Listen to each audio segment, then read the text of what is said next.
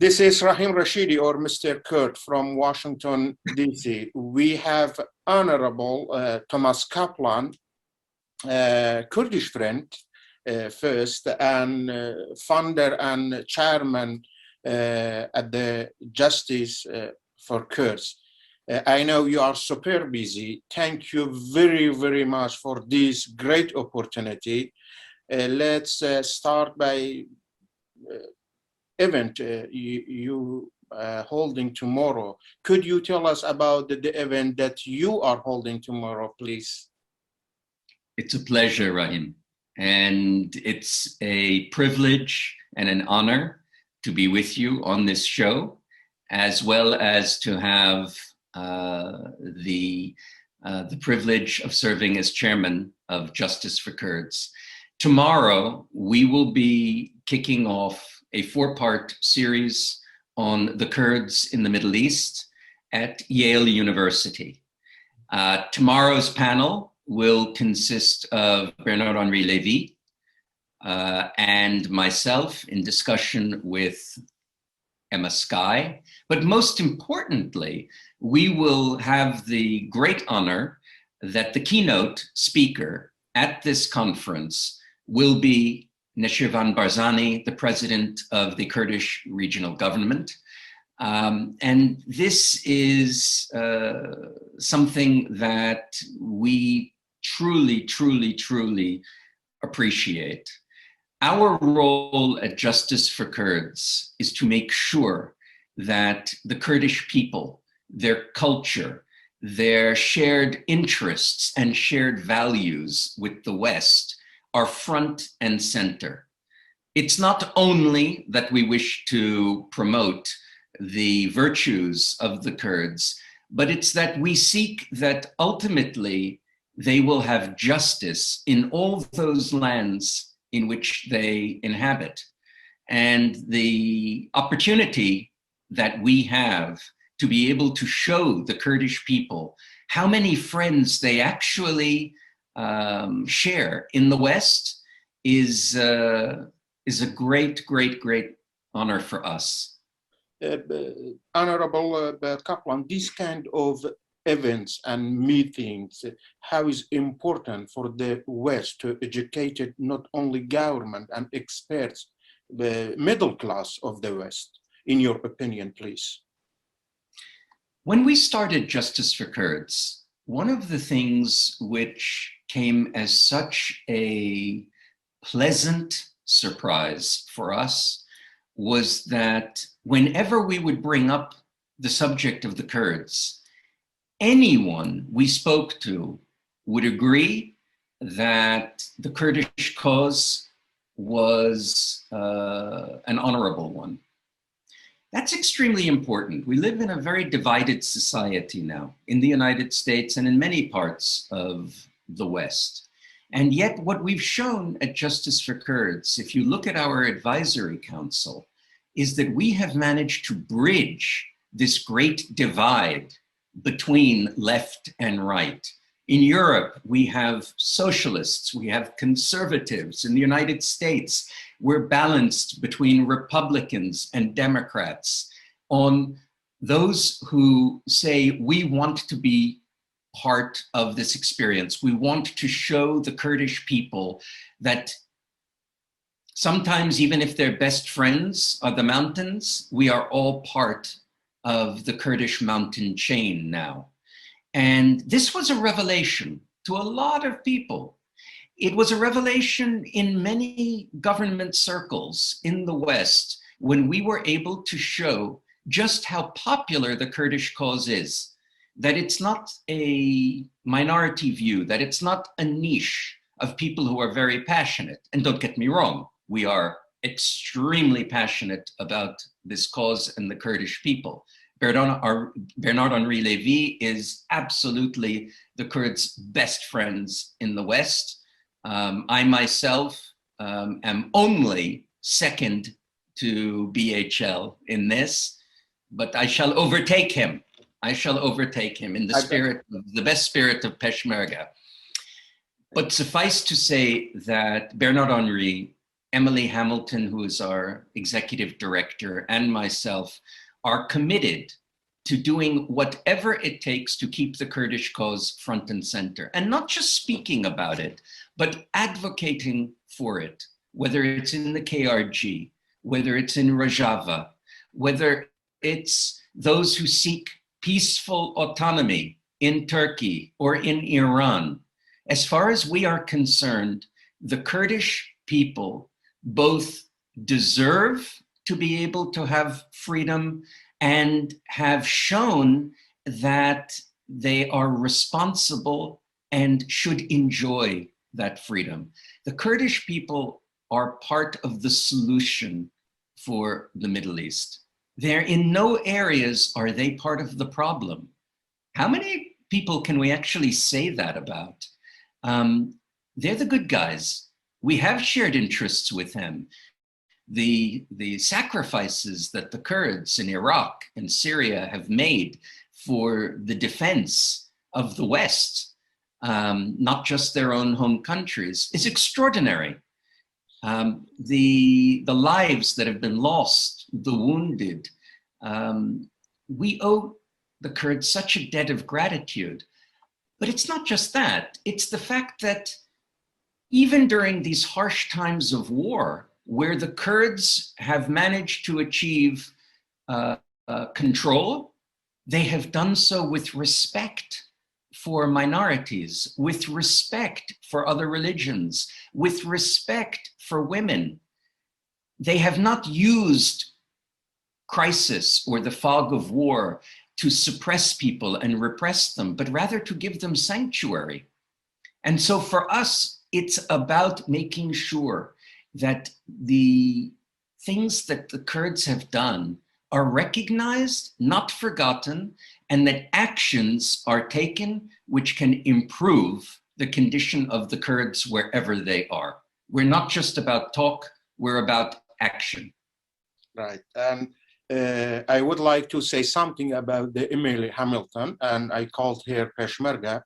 You done great job for the Kurds and Kurdish cause as well, but she done a great job for us as journalists. She made very easy and opened the way to connect you and Honorable Bernard Levy and others. Thank you very, very much. I remember first time we met at the United Nations, it was in November 2017 when we had a Peshmerga movie over there. By Bernard Levy. How did you become interested in the Kurds, Mr. Kaplan? My engagement, my first engagement with the Kurdish cause, and because my background is as a historian, when I get interested in something, I tend to go very deep. I became more aware of the injustices which had been inflicted on the Kurds. Now, interestingly, I came about this as someone who was working on his doctorate in military history.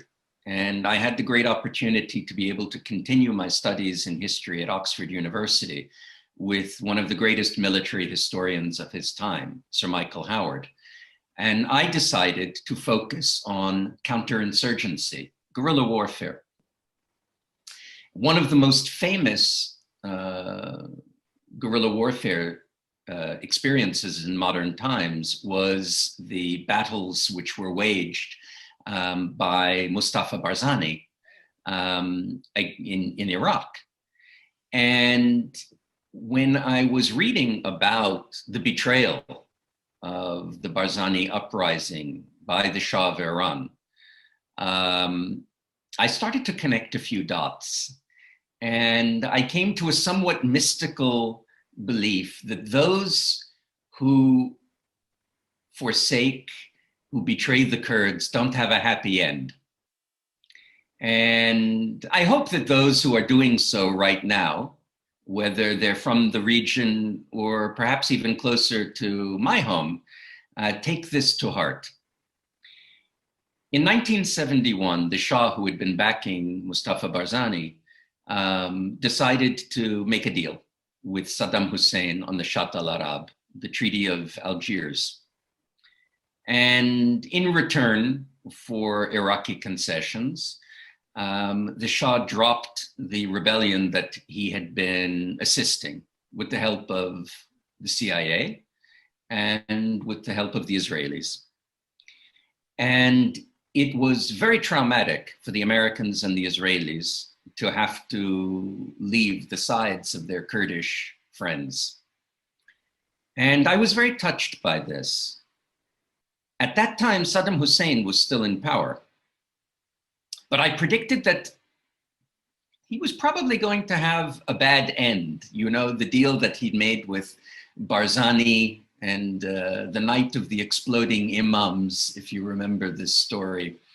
It wasn't going to end well. And many years after, I told the Shah's widow, Empress Farah, that of all the reasons that we know that the dynasty fell in 1979, I believe it can be traced to the betrayal of the Kurds in 1971.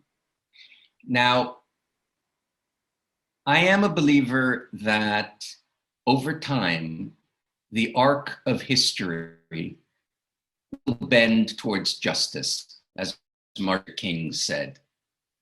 Having said that, it is the responsibility of all of us to do what we can to move that along. As the former foreign minister of France during Napoleon's time, Talleyrand, once said, the mission of a statesman is to see the inevitable and to expedite its occurrence. We see ourselves as being on a mission to keep the importance of the Kurds front and center to the Western audiences, to highlight that we share interests with them and values, to highlight the fact that wherever the Kurds have been given control, they have done so for minorities, for different religions, for gender equality. These are things which are rare in the Middle East, and yet really everywhere where the Kurds have been given the opportunity to exercise autonomy, they have shown themselves to be responsible players.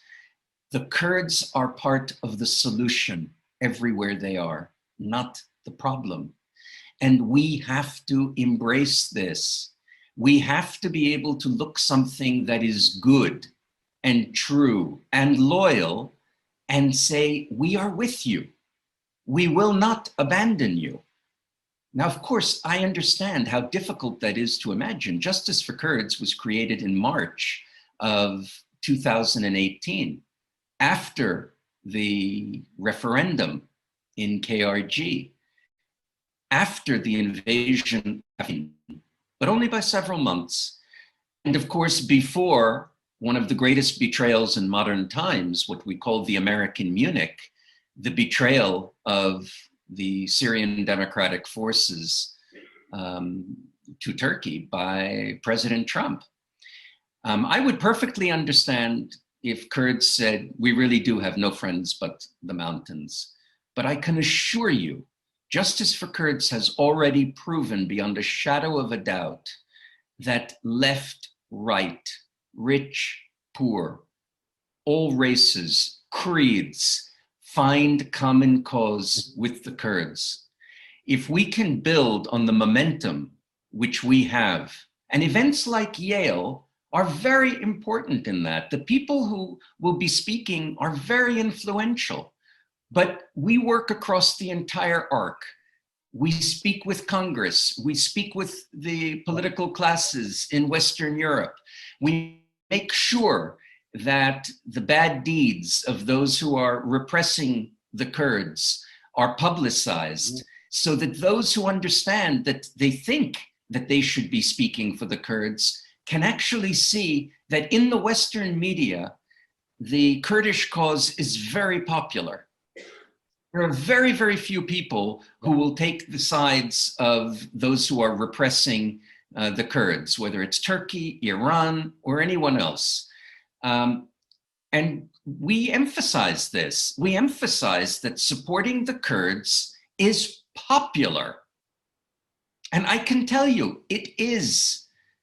There is no other organization, I believe, that has shown so convincingly, so quickly, that we cross the political divide by our support for the Kurds.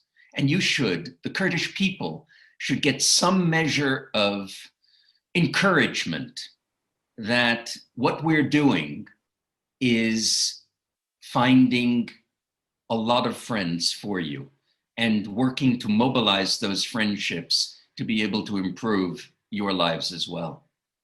In my understanding, this kind of information, your experience, your background help you, not push you. It is your responsibility to create a justice for Kurds. And what do you hope to achieve?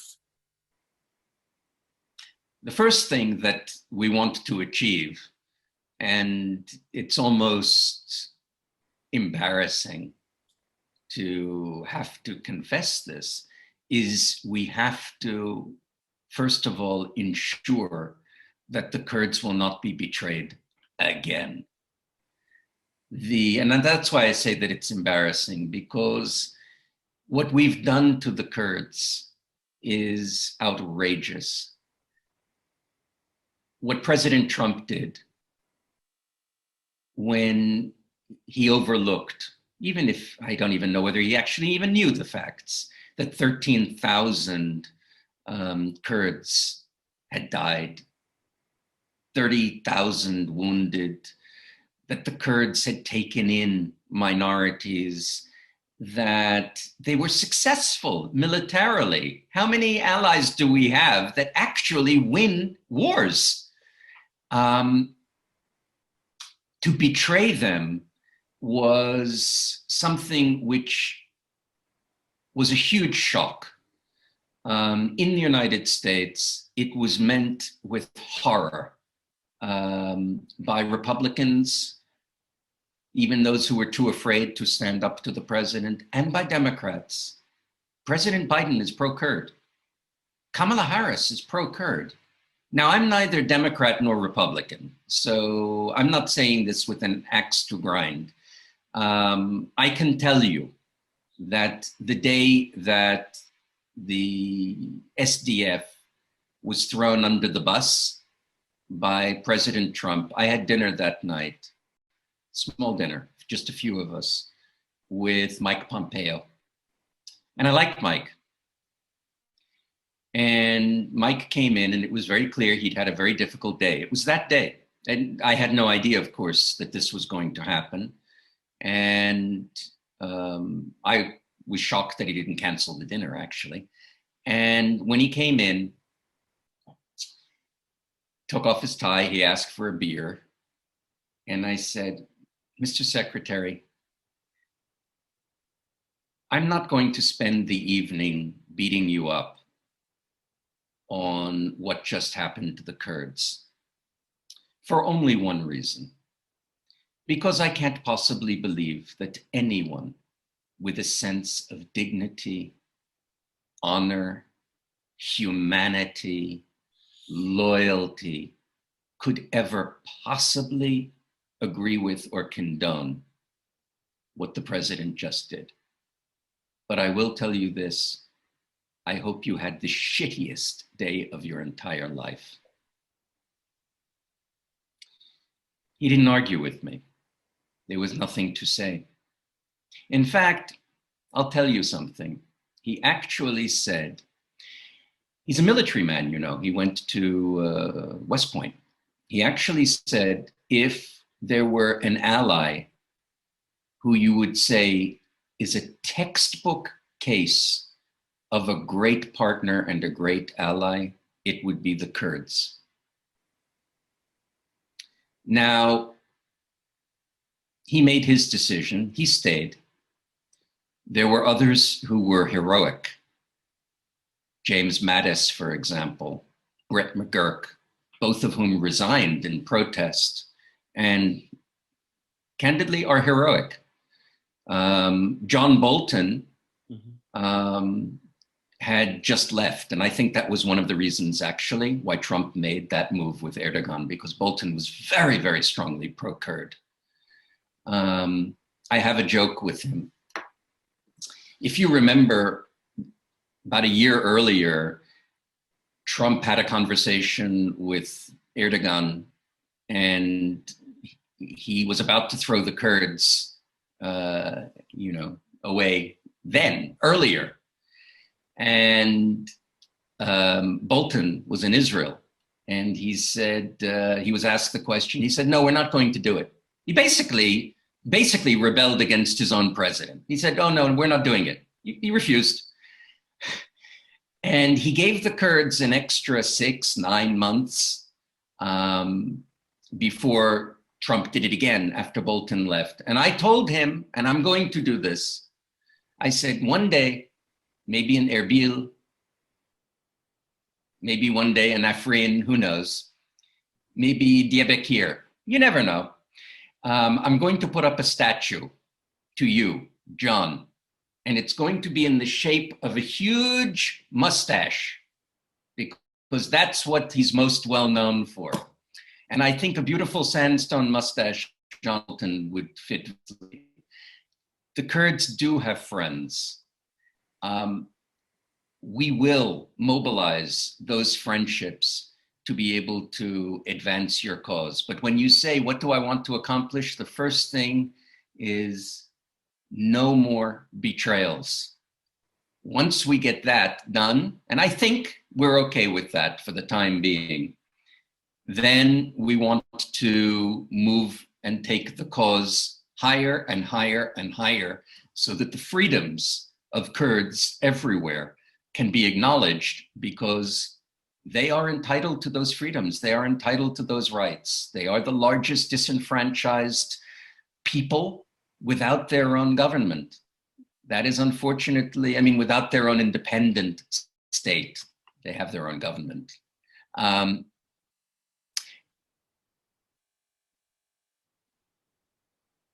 It's not going to happen overnight. We're dealing with a very, very unfortunate geography, but I can tell you, I travel a lot in the Arab world. The respect for the Kurds is enormous. There's nothing that I've said about the Kurds in my conversation with you that you would not also hear in the Gulf states, for example. Not to mention Israel. Mr. Kaplan, who is involved in working with Justice for Kurds? Well, you have Bernard-Henri Lévy, who is the president and co-founder with me. I'm the chairman. And Emily Hamilton, who is our executive director. And we rely upon the network of people who have raised their hands and said, tell me what I can do to help you. And it is this network, most of whom have put their names publicly out there as part of our advisory council. It's an astonishing list of people, from actors to generals to artists to politicians and diplomats.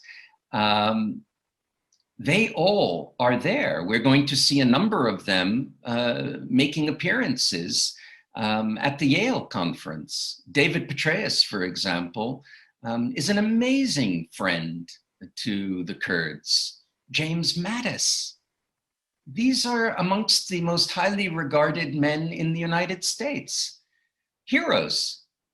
Heroes for who they are as Americans, and to us, heroes as well, for what they represent in their fidelity to the Kurdish cause. So, we are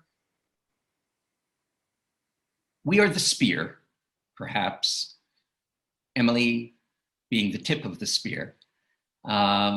And our job is to make sure that we are part of that arsenal for the Kurdish people, but there are a lot of people out there who want to help us. So it's not just us. In Europe as well, right?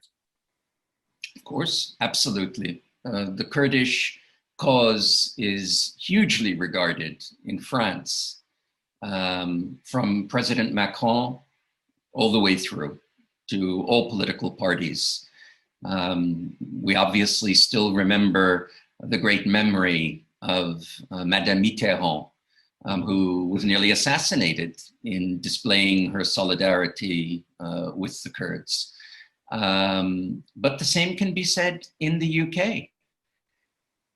We have advisory council members from the Labour Party, from the Conservative Party, from the Liberal Party. We have advisory council members from Spain, from Italy, from Middle Europe. The Polish foreign minister, former Polish foreign minister, Radek Sikorski, strong supporter of the Kurdish people. It stretches far and it stretches wide. Yep. I think it's something that's, you can say it's a cause whose time has come. And you're going to see the campaign accelerating. Mr. Kaplan, could you tell us about its activities? What is the organization doing now?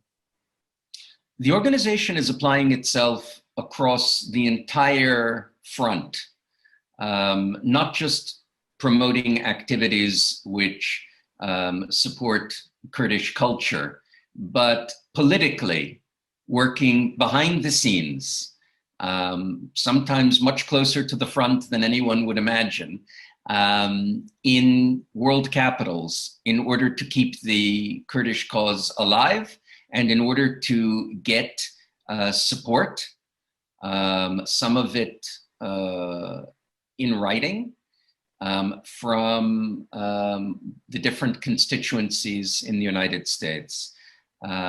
We were behind the scenes in working to get the Kurdish cause in both the Democratic and Republican platforms. You're seeing a lot of statements now in congressional testimony. We're obviously applauding this and doing whatever we can to encourage these kinds of expressions of bipartisan support for the Kurds. We want to see that expressions of solidarity with the Kurds are commonplace and accepted as normal, so that not only will there be no betrayals, but that we can build on that momentum in order to be able to see real advances for the Kurds. We're working on many, many fronts. Some are seen, some are not. But I think you know Bernard-Henri Lévy enough to know, and and anyone who knows me enough to know that we don't play poker. We're not bluffing, and we look to get action on behalf of the Kurds. I believe you remind me something. You have a program and plan to have some status of Peshmerga in New York and in Washington, right? Yes, yes, that is correct. Okay, I hope it will happen. Last question, what do you have a message for Kurds and the world more broadly, for all parts of Kurdistan? The most important thing which I would like to impress is that the Kurdish cause is just. The Kurdish cause is noble. Wherever there are Kurdish populations, you see that they are part of the solution and that they fight the problems in the Middle East. The fact that they suffer from the tyranny of geography, from the betrayals of the Treaty of Lausanne, the betrayals of, after the referendum, the betrayal of Rojava, the fact that these things happen, unfortunately, that's part of the Kurdish experience, but that's not the end of the story. I wish to give you encouragement that you have many, many more friends than you know. You have many, many more friends than the mountains. Bernard-Henri Lévy and I and Emily Hamilton are just some of the more visible, active faces, but for a much wider movement. We are not alone. You are not alone in the White House. You are not alone in the Elysee. You are not alone in number 10. Yes, there are challenges. Being divided amongst 4 difficult countries, this is a fate that not very many people have. It's like being the chosen people. Every time, you know, there's a problem, you get chosen. Sometimes you wish that they would choose someone else. What I can tell you is this: everywhere we go and we speak of the Kurds, we get people who acknowledge that the Kurdish cause is just and true. I have not met one person who has ever justified what happened in Rojava. I haven't met one person who didn't believe in their hearts that while it may have been a political miscalculation, the referendum that took place was not fair and the outcome should have been respected. I haven't met anyone who didn't feel that. Even that was very successful, democratic and peacefully in September 25th. Completely. Unfortunately, realpolitik triumphs sometimes over the truth. It triumphs over justice, but only for a certain period of time. Every generation or two sees opportunities arise. One of the problems of the Kurds has been that they have been not cynical enough. I'm not a cynical person, so I relate to this. There was a moment in 1919, 1920, when things were just coming together. By 1921, it was gone, sadly. There have been times when the Kurdish cause might have been advanced more aggressively, but instead of seizing those moments, which would have been viewed as opportunistic, the Kurds decided to show themselves as good citizens and not to take advantage of crisis, but to be part of the solution in the crisis. The problem is that when the crisis passes, people very often forget who were their friends. I can't speak for those kinds of people. They are alien to me, they're alien to Bernard, they're alien to Emily. But I will say this, I do believe that the Kurds' time will come, and we will be ready this time. We will be prepared for it. We will be in a position to be able to help turn the screw of history more in your favor. Right now, that means being prepared and trying to advance the agenda in every way possible and being part of good neighbor. But for reasons that will not be the fault of the Kurds, things could very well happen, and we need to be prepared for those moments. Your Excellency, Thomas Kaplan, Chairman of the Justice for Kurds, thank you very, very much for this opportunity. As I know, you don't like too much be on air and camera, but you accepted our request for this interview. Thank you very, very much. God bless you. God bless United States of America and US ally as well. Hope see you soon. I thank you very much. Thank you for the honor and the privilege. And God bless you and the Kurdish people. Thank you.